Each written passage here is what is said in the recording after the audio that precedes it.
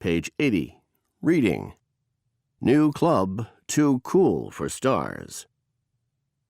The most anticipated new club in New York in 50 years is the advertising slogan of the Dark Star Club, which opened its doors last night. As opening night was an invitation-only party, if you weren't on the guest list, there was no point trying to get in. The club is owned by clothing designer Shel Manley and his wife, Kyoko Sato. In an interview, Manley announced to the media that he had invited 200 celebrities to the party, and that every one of them had promised they would attend. Stars began to arrive at about 11 p.m.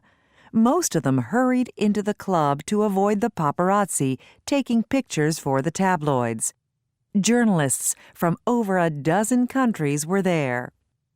Inside the club, the guests enjoyed excellent sushi and an amazing performance by a hip-hop star. The guest list was impressive, including prominent names from the world of music, movies, and sports.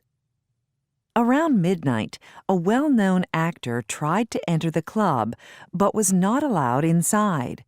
The star talked to the bouncer at the door and then walked away, shouting and looking irate. Later, I asked security guard Jed Harley what had happened. "He said he was a movie star," said Jed, "but I didn't recognize him. When he told me his name, I confessed I had never heard of him. He said that he knew the owner and he would make sure I lost my job." I asked Jed if he was worried about the star's threats. "No, I'm not," he replied with a smile. "I'm still here, and he isn't."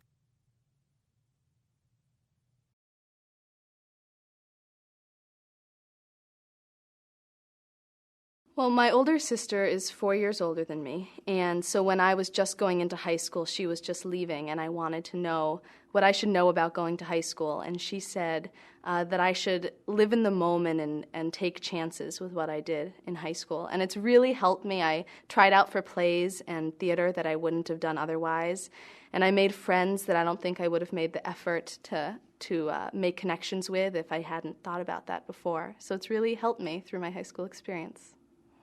Well, my mom always told me to take the time out to help people when they need it, no matter how busy you are.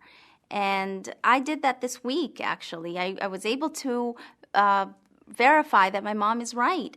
A friend of mine who's very bad at mathematics asked me for help.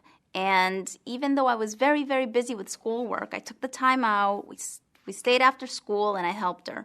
And in turn, this week, I just found out that we were paired up to be lab partners. And I'm not good at science, so I'm going to need all the help I can get. So you see, my mom was right. I got some really great advice from my grandmother. She told me that if one is afraid to do something, it's not necessarily enough reason to not do it, which came into play about 4 months ago.